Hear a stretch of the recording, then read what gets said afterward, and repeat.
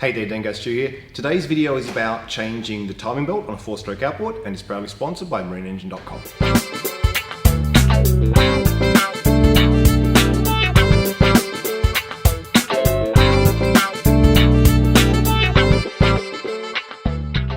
Another viewer t-shirt photo before we get started.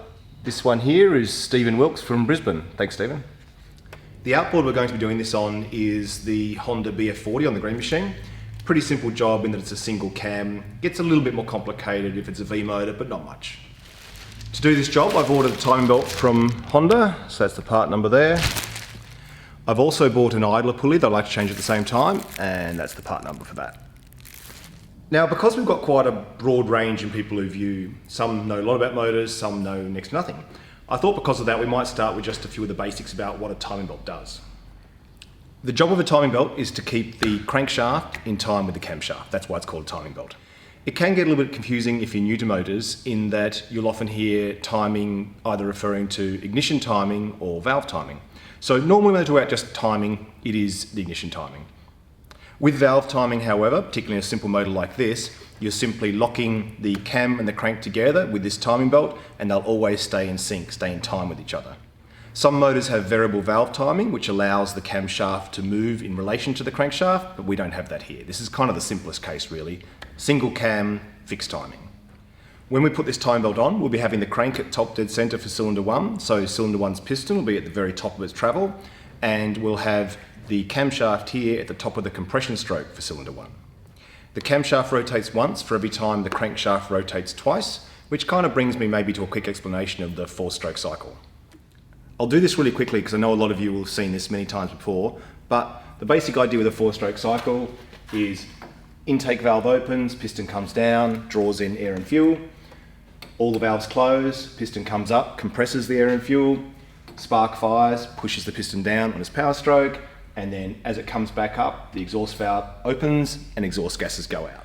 So what you can see is the camshaft rotates once for this whole series of states from induction, compression, power stroke, exhaust stroke, etc. But the crankshaft just goes through one up, one down, one up, one down. What that means is the crankshaft actually doesn't know whether it's on a compression stroke or an exhaust stroke. It just keeps doing these up and down cycles. I find that knowing that stops people getting confused about the fact that they're putting the crankshaft onto top dead center. They're like, oh, am I putting it onto top dead center? Do I have to rotate it one more time to get it top dead center for the compression stroke instead of top dead center for the exhaust stroke? And the answer is no. Just, you need the piston at the top, done. Once we have our crankshaft at top dead center for cylinder 1, we're going to turn our camshaft to top dead center on the compression stroke for cylinder 1. Then we put our belt on, they're locked off, we check it, etc. So now let's go through physically how you do it. There's one more bit of theory actually that's worth knowing before we push on, and that is that there are two fundamental types of engines when it comes to valve clearance, and that's an interference engine or a non-interference engine. With an interference engine, in order for a valve to open, the piston has to be on its way down, and that does happen when all the timing's linked in normally. But if a timing belt should break, then the pistons will keep coming up and down, but the valves will stop. So a valve that's open will actually get hit by a piston and break it and bend it. With a non-interference engine, the valve can be open, a piston can come up, and they won't actually touch. So if you break a timing belt on a non-interference engine, you won't actually damage anything. You can just put a new one on. If you break a timing belt on an interference engine, there's a really good chance you are going to do some damage. Now, even if your belt hasn't broken, it's worth knowing this because what it means is that you can't have the belt off and start rotating the crank and not expect things to hit internally. You probably won't do as much damage because it's not moving at speed, but be aware it can happen. Most motors have a cover over the flywheel, like a plastic cover, so you'll generally have to take that off. If it's a pull start outboard, then it's also going to have a recoil mechanism on here. In this case, we don't have any of that. No pull start, no plastic cover. Okay, we'll start taking the old timing belt off now. First thing I need to do that is take the flywheel off. These flywheels are a little bit different to many others in that it has 4 14mm bolts. Others will just have a single larger bolt. I'm going to use an impact gun to get these off. Shouldn't be too bad. If you need to get a larger top bolt off and you don't have any impact tools, chances are you're going to need to lock the flywheel off somehow.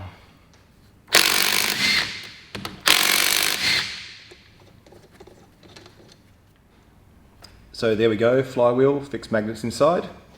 If you have a single larger nut on top of the flywheel, it's going to be on a tapered shaft, probably with a woodruff key, which means you're going to probably need some sort of a puller to lift it off. It won't just pull off the way that one did.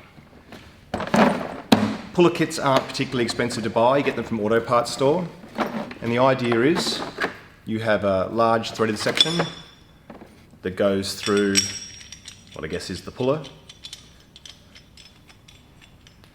Then it'll have some sort of tip that goes on that gets centered in an indent in the top of the crankshaft. And then you'll put whatever bolts match holes in your flywheel, put 3 around. Then as you tighten the bolt in the center here, you'll pull the flywheel off. If we have a look now, we can see the timing belt comes under this coil here. So I'm going to take this one off, and then we're also going to take this lift eye off as well. There's a little bracket here that retains the wire for this coil.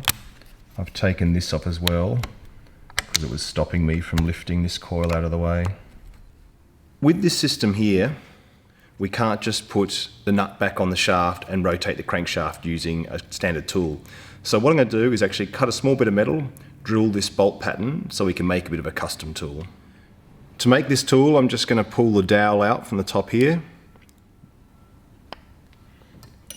And then I'm just going to take a rubbing of the top of it to get the bolt pattern. You can actually see the bolts on this side, but the grease on the other side actually gives you a clearer view, so I'll use this and we'll go and drill it on the plate. I've cut the paper dead level with the edge of the holes to make it easier to center on the metal, taped it on so it can't move. Now I'll just punch the centers.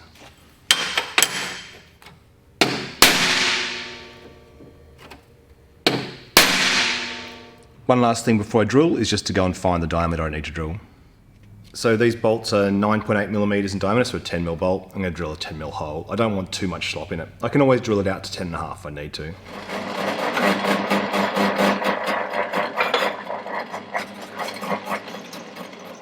Just a quick test fit to make sure it's all good, which seems to be. And now I'm just going to weld a bolt head onto here. Now we've got a larger hole at the other end that I can fit this bolt through. So my plan is to cut this bolt just off to the thickness of the metal and then weld it on from the back. Okay, bolt shank cut to the thickness of the metal. Let's weld it in.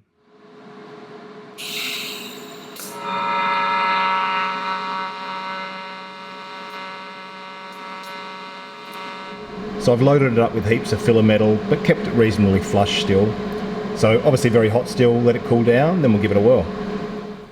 Here's the finished product, 4 holes and a 19mm bolt head on the other end. So we can attach this on and start using that to rotate the crankshaft. Before we start rotating the crankshaft though, I'm going to take the spark plugs out.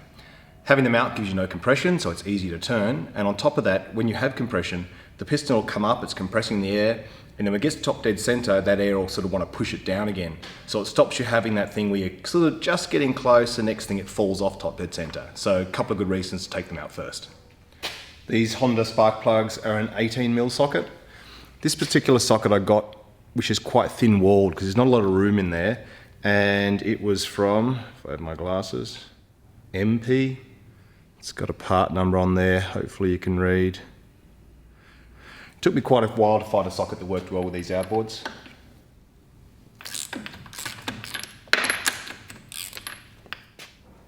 Alright, we'll install our tool, just with the bolts that held the flywheel on. This bit of metal is obviously thinner than the flywheel, so we'll see how far these bolts go in. I don't want to be levering against the thread because these are the bolts I need to use later on. If they don't go in, we might have to find some other bolts.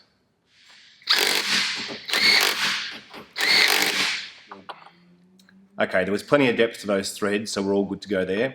When you're putting a puller in on a standard flywheel, be careful with the depth of the thread though, because the bolts can actually go right through and damage the coils beneath. Just something to be aware of in that situation. Now, we've got the plugs out, our old belt's still on, the tensioner's still on. We can start rotating the crankshaft using this tool. What I'm going to do is rotate the crank until the timing mark for the cam pulley is lined up, and I'll show you that.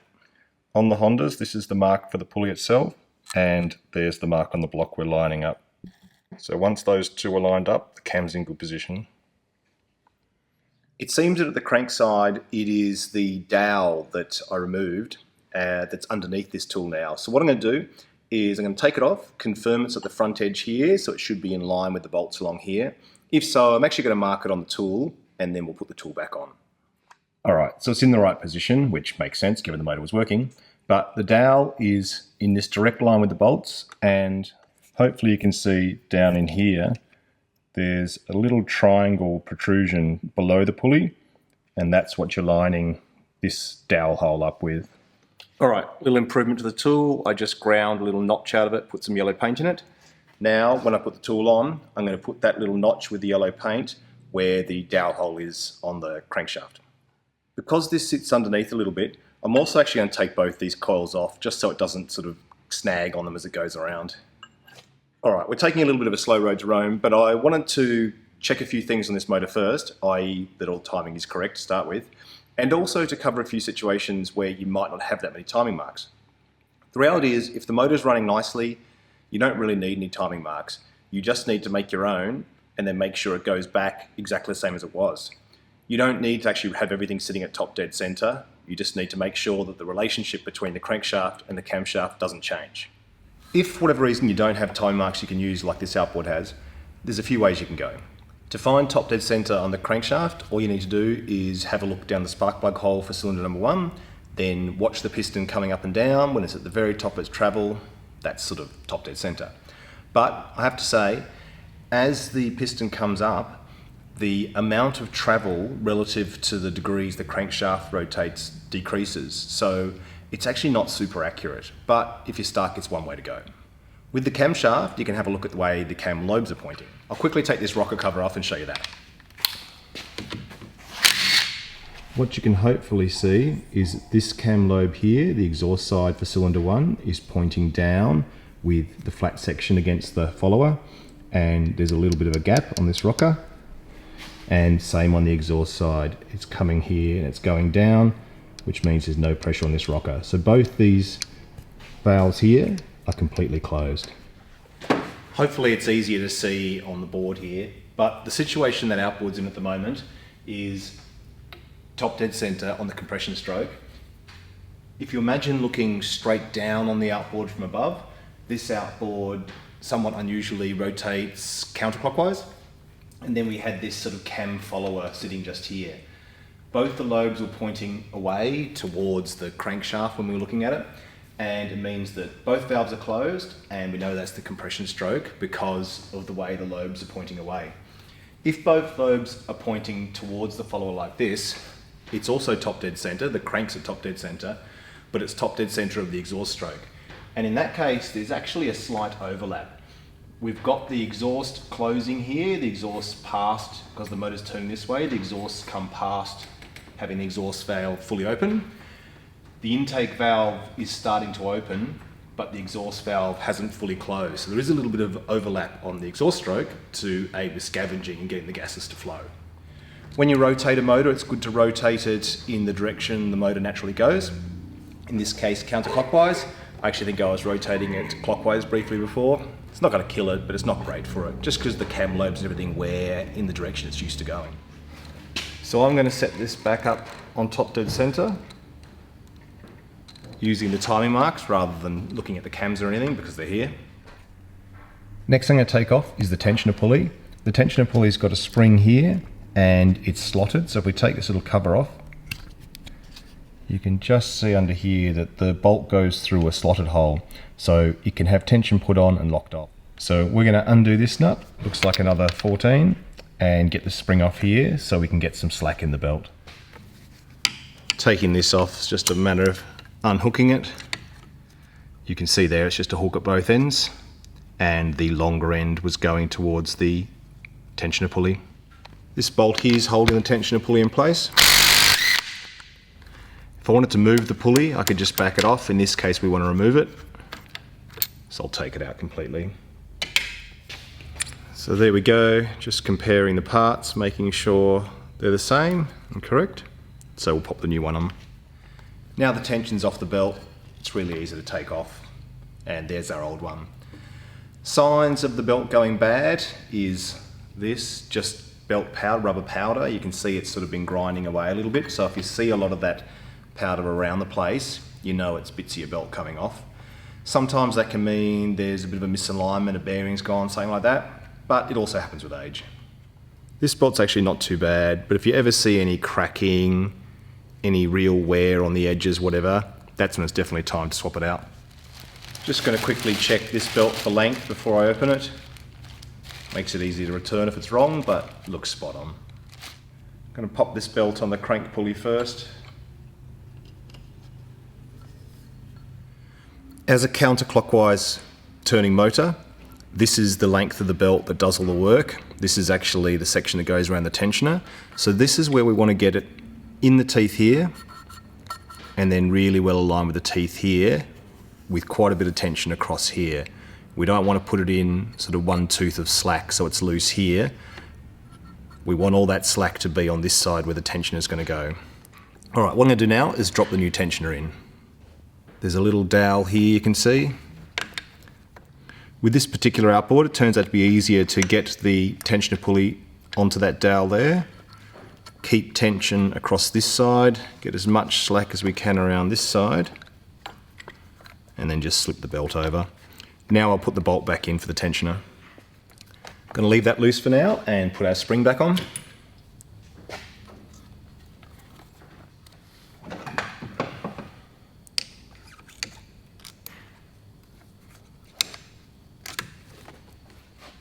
Next thing I'm having a quick look for is whether any of my timing marks have moved. Have these pulleys got bumped or anything?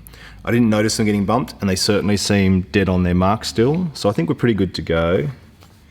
The manual actually says then to turn this a few teeth in the opposite direction and then torque this up to 45 Newton meters. Like all belts, chains, if they're really tight, if they're too tight, they can put a lot of strain on the bearings at the top of both these shafts. Now what I'm going to do is put my spanner back on this little homemade tool, rotate the crankshaft a few times, then double check the timing marks.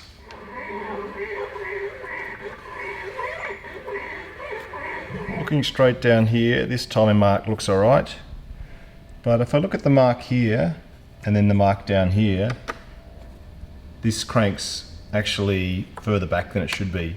So I'm going to take the tension off and move the belt one tooth. So I'm going to move this one tooth this way.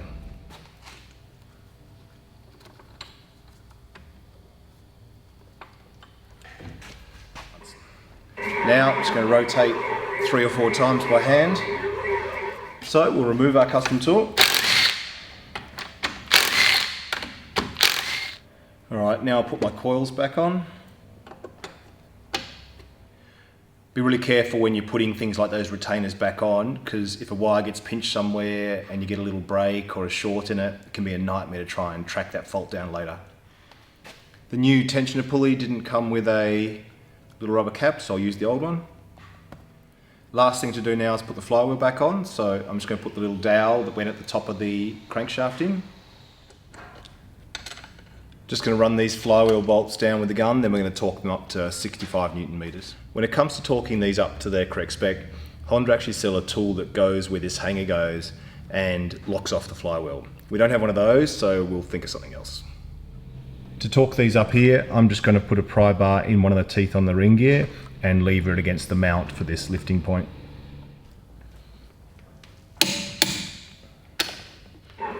Now the flywheel's on, there is actually another timing mark on these Hondas I'll show you. The second timing mark's on the flywheel, where you can see that blue, and you can see it's offset from the original one used to put the belt on, and it's lined up with the mark on this mounting part for the lift point here. So we're lining this edge here with this one here, and then our timing marks down here. Okay, we're pretty much ready to go now. Got the flywheel back on, everything's torqued up to spec, belt's on, timing marks still line up after a few more rotations, tension on the belt feels good, not too tight, not too loose. All we need to do now is put the spark plugs back in, fire it up. Actually, before I drag this outside and fire it up, I've actually got to weld up a bit of a crack. I'll show you that. You can see here, there's a crack where you can see the light shining through, so I'll weld that up before we take it outside.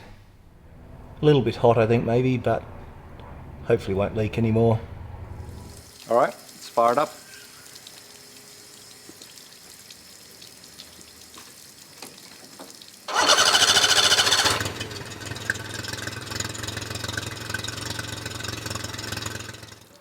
think we can call that good. Let's head inside. That's probably more than you ever wanted to know about timing belts, but hopefully it gives you some ideas if you need to do this job yourself. A few things in this Honda aren't very common. Most outboards have a single nut on top of the flywheel and a tapered shaft, so you'll need a puller for that. And more commonly, outboards turn clockwise, not anti-clockwise. I did this particular video today because I'm waiting for parts on the Evinrude now as well as plywood for the boat build, so both those projects are on hold. I'm going to head off now and put this boat back in the water, so I'll catch you next week. See ya.